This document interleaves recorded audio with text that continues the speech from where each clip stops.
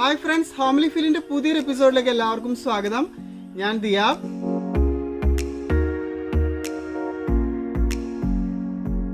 അപ്പോൾ നമ്മുടെ ഇന്നത്തെ വീഡിയോയിൽ നമ്മളിൽ പലരും ഫേസ് ചെയ്യുന്ന ഒരു ഇഷ്യൂവിനെ പറ്റിയാണ് പറയുന്നത്. നമ്മൾ വിചാരിക്കുന്ന രീതിയിൽ നമ്മുടെ പ്ലാന്റ്സ് വളർന്നു കിട്ടാതിരിക്കുക. അപ്പോൾ അതിന് ഒരുപാട് റീസൺസ് ഉണ്ട്.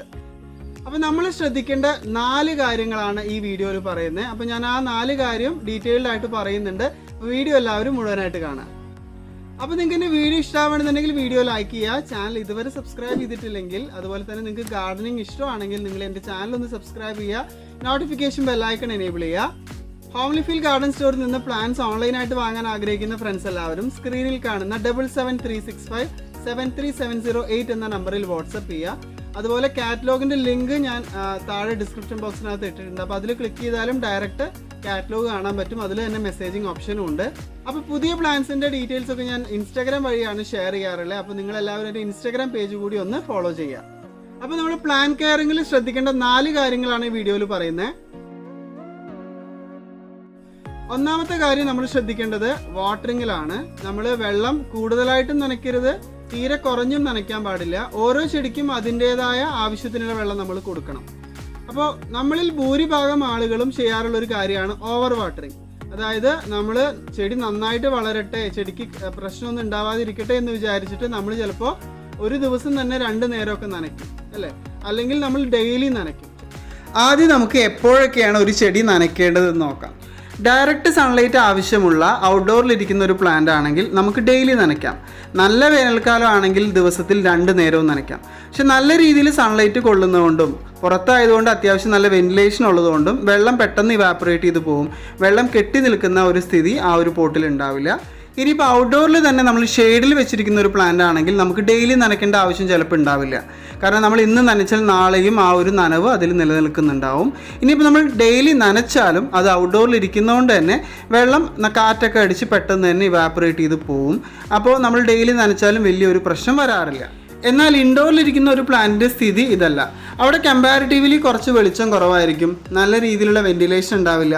അപ്പോൾ വെള്ളം ഇവാപ്പറേറ്റ് ചെയ്ത് പോകാനുള്ള ഒരു സിറ്റുവേഷൻ അവിടെ കുറവാണ്. അപ്പോൾ അതുകൊണ്ട് തന്നെ നമ്മൾ ഇന്ന് ഒരു ചെടി നനച്ചു കഴിഞ്ഞാൽ നല്ല വേനൽക്കാലം ആണെങ്കിൽ പോലും 4-5 ദിവസം വരെ ആ നനവ് നിലനിൽക്കാറുണ്ട്. ഇനി മഴക്കാലമാണെങ്കിൽ 2-3 ആഴ്ച വരെ ആ നനവ് നിലനിൽക്കാറുണ്ട്. അപ്പോൾ നമ്മൾ ഇൻഡോറിലിരിക്കുന്ന ഒരു പ്ലാന്റ് ഡെയിലി നനച്ചാൽ എന്താ സംഭവിക്കുക? അല്ലെങ്കിൽ ആ നനവ് വിടുന്നതിന് മുമ്പ് നനച്ചു കഴിഞ്ഞാൽ നനവ് ഓവറായിട്ട് നമ്മുടെ ചെടിയുടെ റൂട്ട്സ് ചീഞ്ഞു തുടങ്ങും. അപ്പോൾ ചെടിയുടെ റൂട്ട്സ് ചീഞ്ഞു തുടങ്ങിയാൽ നമ്മുടെ പ്ലാന്റ് സ്റ്റക്കാവും, പുതിയ ഗ്രോത്ത് ഒന്നും അതിനുണ്ടാവില്ല. അപ്പോൾ പല ഫ്രണ്ട്സും ചോദിക്കാറുണ്ട്, ഇൻഡോറിലിരിക്കുന്ന പ്ലാന്റ് ഒട്ടും വളരുന്നില്ല, അത് അങ്ങനെ സ്റ്റക്കായി നിൽക്കുകയാണെന്നുള്ള. അപ്പോൾ അതിനുള്ള ഒരു റീസൺ ഓവർ വാട്ടറിങ് ആണ്. നമ്മൾ ഓവറായിട്ട് വെള്ളം നനയ്ക്കുമ്പോൾ വേര് ചെയ്യുകയും ചെടി പിന്നീട് വളരാതിരിക്കുകയും കാലക്രമേണ ആ വേര് ചെയ്യുന്ന അവസ്ഥ അതിൻ്റെ തണ്ടിലേക്ക് ബാധിച്ച് തണ്ടും അതുപോലെ ഇലകളും ചീഞ്ഞ് ആ ചെടി കംപ്ലീറ്റ് ആയിട്ട് നശിച്ചു പോകും. അപ്പോൾ ഇൻഡോറിലിരിക്കുന്ന ഒരു പ്ലാന്റ് നനയ്ക്കുന്നതിന് മുമ്പ് നമ്മൾ ടോപ്പ് സോയിൽ ഡ്രൈ ആയി എന്ന് ഉറപ്പ് വരുത്താം. നമ്മൾ ഫിംഗർ ടെസ്റ്റ് എന്ന് പറയും. അതായത് നമ്മുടെ കൈൻ്റെ വിരൽ 1 ഇഞ്ചോളം നമ്മൾ പോട്ടി മിക്സിലൊന്ന് ഇറക്കി വിട്ടിട്ട് നമ്മൾ ഒന്ന് എടുത്ത് നോക്കുമ്പോൾ കയ്യിൽ മണ്ണൊന്നും സ്റ്റിക്കായിട്ടില്ലെങ്കിൽ അതിനർത്ഥം അതിൽ വെള്ളം ഇല്ല എന്നുള്ളതാണ്. സ്റ്റിക്കായിട്ടുണ്ടെങ്കിൽ നനവുണ്ട്, നമ്മൾ നനയ്ക്കേണ്ട ആവശ്യമില്ല. അപ്പോൾ ഡ്രൈ ആയി എന്ന് ഉറപ്പ് വരുത്തിയിട്ട് നമ്മൾ നനയ്ക്കുമ്പോൾ നമ്മൾ തറവായിട്ട് നനയ്ക്കുക. വെള്ളം ഒഴിച്ച് താഴെ ഡ്രെയിനേജ് ഹോൾസ് വഴി വെള്ളം പുറത്ത് വരുന്ന രീതിയിൽ തറവായിട്ട് നനയ്ക്കുക. എന്നിട്ട് നമ്മൾ അടുത്ത തവണ നനയ്ക്കുമ്പോൾ ഈ ഒരു പ്രാക്ടീസ് നമ്മൾ പിന്നെയും റിപ്പീറ്റ് ചെയ്യുക. രണ്ടാമത്തെ കാര്യമാണ് നമ്മൾ കറക്റ്റായിട്ട് വളം ചെയ്യുക എന്നുള്ളത്. അതായത് ഓരോ ചെടിക്കും വളരാനായിട്ടുള്ള ന്യൂട്രിയൻസ് നമ്മൾ കറക്റ്റായിട്ട് കൊടുക്കണം. ചെടികളുടെ വളർച്ചയ്ക്ക് ആവശ്യമായിട്ടുള്ള ന്യൂട്രിയൻസ് ഏതൊക്കെയാണ് നമുക്ക് വളരെ ബ്രീഫായിട്ടൊന്ന് നോക്കാം. അപ്പോൾ മെയിനായിട്ട് നമുക്ക് പ്രൈമറി ന്യൂട്രിയൻസ് എന്ന് പറയുന്നത് 3 ആളുകളാണ്: നൈട്രജൻ, ഫോസ്ഫറസ് ആൻഡ് പൊട്ടാസ്യം.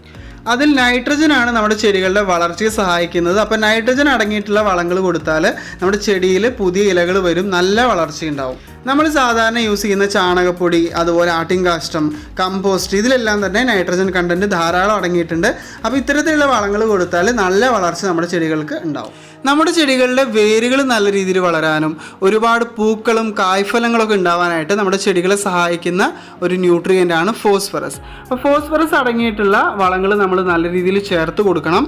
അപ്പോൾ എല്ലുപൊടി ഫോസ്ഫറസിൻ്റെ നല്ലൊരു സോഴ്സാണ്. അതുപോലെ തന്നെ ചാണകപ്പൊടി, ആട്ടിൻകാഷ്ടം, കോഴിക്കാഷ്ടം, കമ്പോസ്റ്റ്, ഇതിൽ നിന്നെല്ലാം ഫോസ്ഫറസ് നമ്മുടെ പ്ലാന്റ്സിന് കിട്ടും. നമ്മുടെ ചെടികൾക്ക് നല്ല കരുത്തുണ്ടാവാനും നല്ല രോഗപ്രതിരോധ ശേഷി ഉണ്ടാവാനൊക്കെ ആയിട്ട് നമ്മുടെ ചെടികളെ സഹായിക്കുന്ന ഒരു ന്യൂട്രിയൻ്റ് ആണ് പൊട്ടാസ്യം. അപ്പോൾ പൊട്ടാസ്യം ധാരാളം അടങ്ങിയിട്ടുള്ള ഒരു വളമാണ് നമ്മൾ പഴത്തൊലി വെച്ചിട്ട് ചെയ്യുന്ന വളം. പഴത്തൊലി കൊണ്ടുള്ള ലിക്വിഡ് ഫെർട്ടിലൈസർ നമ്മൾ ഒഴിച്ചു കൊടുത്താൽ നല്ല രീതിയിൽ പൊട്ടാസ്യം ചെടികൾക്ക് കിട്ടും. അതുപോലെ തന്നെ നമ്മൾ സാധാരണ യൂസ് ചെയ്യുന്ന ജൈവവളങ്ങളിലെല്ലാം തന്നെ പൊട്ടാസ്യം അടങ്ങിയിട്ടുണ്ട്. അപ്പോൾ പൊട്ടാസ്യവും നമ്മുടെ ചെടികൾക്ക് വളരെ ആവശ്യമായിട്ടുള്ള ഒരു ന്യൂട്രിയൻ്റ് ആണ്. ഇനി ജൈവവളങ്ങളിൽ കൂടി അല്ലാതെയും നമുക്ക് നമ്മുടെ ചെടികൾക്ക് ഈ നൈട്രജനും ഫോസ്ഫറസും പൊട്ടാസ്യം ഒക്കെ കൊടുക്കാം. അതിന് നമ്മൾ NPK വളങ്ങൾ, നമ്മൾ കെമിക്കലായിട്ടുള്ള NPK വളങ്ങൾ നമുക്ക് ചേർത്ത് കൊടുക്കാം. ജൈവമാർഗം തന്നെയാണ് എപ്പോഴും നമ്മുടെ ചെടികൾക്ക് നല്ലത്. ഈ 3 പ്രൈമറി ന്യൂട്രിയൻസിന് പുറമേ നമ്മുടെ ചെടികൾക്ക് ആവശ്യമായിട്ടുള്ള 15ഓളം സെക്കൻഡറി ന്യൂട്രിയൻസ് അല്ലെങ്കിൽ ഉപമൂലകങ്ങളും കൂടിയുണ്ട്. അപ്പോൾ അതും കൂടി കൂടുമ്പോഴാണ് നമ്മുടെ ചെടികളുടെ വളർച്ച അല്ലെങ്കിൽ അതിൻ്റെ ആരോഗ്യസ്ഥിതി കംപ്ലീറ്റ് ആവുക. കാൽഷ്യം, മഗ്നീഷ്യം, സൾഫർ എന്ന് തുടങ്ങി 15ഓളം സെക്കൻഡറി ന്യൂട്രിയൻസ് ഉണ്ട്. അപ്പോൾ നമ്മൾ സാധാരണ കൊടുക്കുന്ന കമ്പോസ്റ്റ്, ചാണകപ്പൊടി, ആട്ടിൻകാഷ്ടം, എല്ലുപൊടി, ഇതിൽ നിന്നെല്ലാം ഈ ന്യൂട്രിയൻസ് നമ്മുടെ ചെടികൾക്ക് കിട്ടിക്കോളും. അപ്പോൾ വളരെ പ്രധാനമാണ് നമ്മുടെ ചെടികൾക്ക് നമ്മൾ വളങ്ങൾ കൊടുക്കുക എന്നുള്ളത്.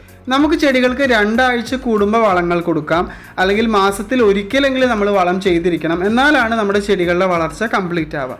നമ്മളൊരു ചെടി വാങ്ങിക്കൊണ്ടുവന്ന് നട്ട് കഴിഞ്ഞാൽ ആദ്യം കുറച്ചു കാലം നല്ല രീതിയിൽ ആ ചെടി വളരും. പിന്നെ നമ്മൾ ശ്രദ്ധിക്കാതെ അതിന് പുതിയ വളങ്ങളൊന്നും ചേർക്കാത്തതുകൊണ്ട് തന്നെ അതിൻ്റെ ഗ്രോത്ത് കുറയുകയും അങ്ങനെ കാലക്രമേണ ഒട്ടും ആരോഗ്യമില്ലാതെ ആ ചെടി നശിച്ചു പോവുകയും ചെയ്യും. അപ്പോൾ ചെടികൾക്ക് ന്യൂട്രിയൻസ് കിട്ടാനായിട്ട് നല്ല രീതിയിലുള്ള വളങ്ങൾ വളരെ കൃത്യമായിട്ട് കൊടുക്കുക എന്നുള്ളത് വളരെ ഇമ്പോർട്ടൻ്റ് ആണ്. അതുപോലെ തന്നെ വളരെ ഇമ്പോർട്ടൻ്റ് ആയിട്ടുള്ള കാര്യമാണ് ഓവറായിട്ട് നമ്മൾ വളങ്ങൾ ചേർക്കാതിരിക്കുക എന്നുള്ളത്. നമ്മൾ ഏതൊരു വളം ചേർക്കുകയാണെന്നുണ്ടെങ്കിലും മിനിമം 2 ആഴ്ചയെങ്കിലും നമ്മൾ ഗ്യാപ്പ് ഇട്ടിട്ട് വേണം ചേർത്ത് കൊടുക്കാനായിട്ട്. അതുപോലെ തന്നെ വളരെ ലിമിറ്റഡ് ആയിട്ട് കുറഞ്ഞ ക്വാണ്ടിറ്റിയിൽ നമ്മൾ വളങ്ങൾ ചേർത്ത് കൊടുക്കുക. പ്രത്യേകിച്ച് രാസവളങ്ങളൊക്കെ നമ്മൾ ഓവറായിട്ട് കൊടുക്കുകയാണെന്നുണ്ടെങ്കിൽ നമ്മുടെ ചെടിയുടെ വേരുകൾ കേടുവന്നു പോവുകയും കംപ്ലീറ്റ് ആയിട്ട് ചെടി നശിച്ചു പോവുകയും ചെയ്യും. അപ്പോൾ ഓവറായിട്ട് നമ്മൾ വളം ചേർത്താലും നമ്മൾ വിചാരിക്കുന്ന ഗ്രോത്ത് നമ്മുടെ ചെടികൾക്ക് ഉണ്ടാവില്ല. അപ്പോൾ അത് നമ്മൾ പ്രത്യേകം ശ്രദ്ധിക്കുക. മൂന്നാമത്തെ കാര്യമാണ് പ്രോപ്പർ ആയിട്ടുള്ള ലൈറ്റ് അതിന് കിട്ടുക എന്നുള്ളത്. അപ്പോൾ ചില പ്ലാന്റ്സിന് ഡയറക്റ്റ് സൺലൈറ്റ് ആവശ്യമുണ്ട്, ചില പ്ലാന്റ്സിന് ഡയറക്റ്റ് സൺലൈറ്റ് കൊണ്ടു കഴിഞ്ഞാൽ അത് കരിഞ്ഞു പോകാറുണ്ട്. ഇൻഡയറക്റ്റ് ആയിട്ടുള്ള ബ്രൈറ്റ് ലൈറ്റ് ആണ് വേണ്ടത്. ഏതൊരു ചെടിക്കും നല്ല രീതിയിൽ ലൈറ്റ് കിട്ടുമ്പോഴാണ് അത് നന്നായി വളരുക. അപ്പോൾ ഇൻഡോർ ടൈപ്പ് പ്ലാന്റ്സ് ആണെങ്കിൽ പോലും ഇൻഡയറക്റ്റ് ആയിട്ട് നല്ല ലൈറ്റ് ആ ചെടികൾക്ക് കിട്ടിയിരിക്കണം. ഇപ്പോൾ ലോ ലൈറ്റിൽ സർവൈവ് ചെയ്യുന്ന പ്ലാന്റ്സ് വളരെ കുറവാണ്. ഇപ്പോൾ ZZ പ്ലാന്റ്, സാൻസവേരിയ, നമ്മുടെ ഗോൾഡൻ പോത്തോസ് ഒക്കെ തന്നെ കുറച്ച് ലോ ലൈറ്റ് ആണെങ്കിലും സർവൈവ് ചെയ്യും. അതല്ലാത്ത ഏതൊരു പ്ലാന്റ് ആണെങ്കിലും നല്ല ബ്രൈറ്റ് ലൈറ്റിൽ നമ്മൾ വെക്കണം. അപ്പോൾ ഔട്ട്ഡോർ ടൈപ്പ് പ്ലാന്റ്സ് ആണെങ്കിൽ ഡയറക്റ്റ് സൺലൈറ്റ് കിട്ടിയാലും അതിന് പ്രശ്നം വരില്ല. അപ്പോൾ ഡയറക്റ്റ് സൺലൈറ്റിൽ സർവൈവ് ചെയ്യുന്ന പ്ലാന്റ്സ് ഏതൊക്കെയാണെന്നുള്ളതിൻ്റെ വീഡിയോ ഞാൻ ഓൾറെഡി പോസ്റ്റ് ചെയ്തിട്ടുണ്ട്, അതൊന്ന് കണ്ടു നോക്കുക. അപ്പോൾ ഒരുവിധം എല്ലാ ഇൻഡോർ ടൈപ്പ് പ്ലാന്റ്സും ഡയറക്റ്റ് സൺലൈറ്റ് കൊണ്ടു കഴിഞ്ഞാൽ അതിൻ്റെ ഇലകൾ പൊള്ളിപ്പോവും. നമുക്കറിയാം നമ്മുടെ ചെടികൾ ഭക്ഷണം പ്രിപ്പയർ ചെയ്യുന്നത് ഫോട്ടോസിന്തസിസ് അല്ലെങ്കിൽ പ്രകാശ സംശ്ലേഷണം നടത്തിയിട്ടാണ്. അപ്പോൾ ലൈറ്റ് കുറയുന്നതിനനുസരിച്ച് ഈ ഒരു പ്രക്രിയ കുറയുകയും ചെടികളിൽ ഫുഡ് ഉണ്ടാവാതിരിക്കുകയും ചെടികളുടെ വളർച്ച കുറയുകയും ചെയ്യും. അതുപോലെ തന്നെ നേരത്തെ പറഞ്ഞ പോലെ ലൈറ്റ് കുറയുമ്പോൾ വെള്ളം ഇവാപ്പറേറ്റ് ചെയ്യുന്ന റേറ്റ് കുറയും. അപ്പോൾ വെള്ളത്തിൻ്റെ നനവ് നിലനിന്ന് നമ്മുടെ ചെടികളുടെ റൂട്ട്സിന് കംപ്ലൈൻറ്റ് വരികയൊക്കെ ചെയ്യും. അപ്പോൾ എപ്പോഴും നമുക്ക് മാക്സിമം നല്ല ലൈറ്റ് കിട്ടുന്ന രീതിയിൽ തന്നെ എല്ലാ പ്ലാന്റ്സും നമ്മൾ ഇൻഡോറിലാണെങ്കിലും നമ്മൾ പ്ലേസ് ചെയ്യാനായിട്ട് ശ്രദ്ധിക്കുക. ഈ 3 കാര്യങ്ങൾ നമ്മൾ ശ്രദ്ധിച്ചാലും നമ്മൾ മെയിനായിട്ട് ചെയ്യേണ്ട ഒരു കാര്യമാണ് കറക്റ്റായിട്ടുള്ള പോട്ടിംഗ് മിക്സ് കൊടുക്കുക എന്നുള്ളത്. നമ്മൾ പോട്ടിംഗ് മിക്സ് തയ്യാറാക്കുമ്പോൾ നല്ല രീതിയിൽ എയറേഷനുള്ള പോട്ടിംഗ് മിക്സ് ആയിരിക്കണം. നമ്മളിപ്പോൾ കളിമണ്ണ് പോലെയുള്ള സോയിലൊക്കെ യൂസ് ചെയ്യുമ്പോൾ നമുക്കറിയാം നല്ല ടൈറ്റായിട്ടിരിക്കും. അപ്പോൾ അതുകൊണ്ട് തന്നെ നമ്മുടെ ചെടികളുടെ റൂട്ട്സിന് ഒട്ടും തന്നെ എയർ കിട്ടില്ല. നമ്മൾ ശ്വസിക്കുന്ന പോലെ തന്നെ പ്ലാന്റ്സും ശ്വസിക്കുന്നുണ്ട്. അപ്പോൾ റൂട്ട്സ് വഴിയും പ്ലാന്റ്സ് ശ്വസിക്കുന്നുണ്ട്. അപ്പോൾ റൂട്ട്സിൻ്റെ ആ ഒരു എയറേഷൻ കിട്ടാതിരിക്കുകയും ആ റൂട്ട്സ് എല്ലാം തന്നെ പെട്ടെന്ന് തന്നെ കേടുവന്ന് അഴുകി പോവുകയൊക്കെ ചെയ്യും. അപ്പോൾ എപ്പോഴും നമ്മൾ നല്ല ലൂസായിട്ടുള്ള പോട്ട് മിക്സ് വേണം കൊടുക്കാനായിട്ട്. അതിൻ്റെ ഒപ്പം തന്നെ വെള്ളം കെട്ടിക്കിടക്കാത്ത രീതിയിലും ആയിരിക്കണം പോട്ട് മിക്സ്. അപ്പോൾ നല്ല രീതിയിൽ എയറേഷനുള്ള ഒരു പോട്ട് മിക്സ് എന്ന് പറഞ്ഞാൽ ഒരു ഭാഗം ഗാർഡൻ സോയിൽ, ഒരു ഭാഗം കോക്കോപീറ്റ്, ഒരു ഭാഗം കമ്പോസ്റ്റ് അല്ലെങ്കിൽ ചാണകപ്പൊടി ചേർത്ത് കൊടുക്കുക. അപ്പോൾ ഇത് 1:1:1 റേഷ്യോയിലാവുമ്പോൾ നല്ല രീതിയിൽ എയറേഷനുള്ള ഒരു പോട്ട് മിക്സ് നമ്മുടെ പ്ലാന്റ്സിന് കിട്ടും. ഈ കാര്യങ്ങളല്ലാതെ നമ്മൾ ശ്രദ്ധിക്കേണ്ട ഒരു മെയിനായിട്ടുള്ള കാര്യമാണ് കറക്റ്റായിട്ടുള്ള പോട്ട് സൈസ് സെലക്ട് ചെയ്യുക എന്നുള്ളത്. നമ്മളൊരു ചെറിയ ചെടിക്ക് വേണ്ടിയിട്ട് വലിയ പോട്ട് ഒരിക്കലും സെലക്ട് ചെയ്യരുത്. അപ്പോൾ വലിയ പോട്ടിൽ ഒരുപാട് പോട്ടിംഗ് മിക്സ് നമ്മൾ നിറക്കേണ്ടതായിട്ട് വരും. അപ്പോൾ ചെറിയ ചെടി ആയതുകൊണ്ട് തന്നെ അത് കുറേശ്ശെയാണ് വെള്ളം വലിച്ചെടുക്കുള്ളൂ. അതോടൊപ്പം തന്നെ ആ വെള്ളത്തിൻ്റെ ഒരുപാട് പോട്ടിംഗ് മിക്സ് ഉള്ളതുകൊണ്ട് ഒരുപാട് വെള്ളത്തിൻ്റെ അംശം പോട്ടിൽ നിലനിൽക്കുകയും അത് ചെടിയെ കാര്യമായി ബാധിക്കുകയും ചെയ്യും. അപ്പോൾ കറക്റ്റായിട്ടുള്ള പോട്ട് സൈസ് സെലക്ട് ചെയ്യുക. എപ്പോഴും നല്ല ഗ്രോത്ത് കാണാറുള്ളത് നമ്മൾ ഒരു ചെടിയുടെ സൈസിനനുസരിച്ചുള്ള ഒരു പോട്ട് ചൂസ് ചെയ്യുമ്പോഴാണ്. അപ്പോൾ ഈ കാര്യങ്ങൾ വളരെ കൃത്യമായിട്ട് ശ്രദ്ധിച്ചാൽ നല്ല രീതിയിൽ ഹെൽത്തി ആയിട്ട് ഒരുപാട് ചെടികൾ നമുക്ക് വളർത്തിയെടുക്കാനായിട്ട് പറ്റും. അപ്പോൾ നിങ്ങൾ ഈ കാര്യങ്ങളൊക്കെ ഒന്ന് ട്രൈ ചെയ്ത് നോക്കുക. അതുപോലെ തന്നെ ഞാൻ എന്തെങ്കിലും ഇൻഫർമേഷൻ ഇതിൽ മിസ് ചെയ്തിട്ടുണ്ടെങ്കിൽ, നിങ്ങൾക്ക് കൂടുതൽ ഇൻഫർമേഷൻ അറിയാമെന്നുണ്ടെങ്കിൽ നിങ്ങളത് കമൻറ്റ് സെക്ഷനിലൊന്ന് പോസ്റ്റ് ചെയ്യുക. നിങ്ങൾക്ക് എൻ്റെ വീഡിയോ ഇഷ്ടമായിരുന്നുണ്ടെങ്കിൽ വീഡിയോ ലൈക്ക് ചെയ്യുക. ചാനൽ ഇതുവരെ സബ്സ്ക്രൈബ് ചെയ്തിട്ടുണ്ടെങ്കിൽ ചാനൽ ഒന്ന് സബ്സ്ക്രൈബ് ചെയ്യുക, നോട്ടിഫിക്കേഷൻ ബെല്ലൈക്കൺ എനേബിൾ ചെയ്യുക. ഹോംലി ഫീൽഡിൻ്റെ ഇൻസ്റ്റാഗ്രാം പേജ് ഒന്ന് ഫോളോ ചെയ്യുക.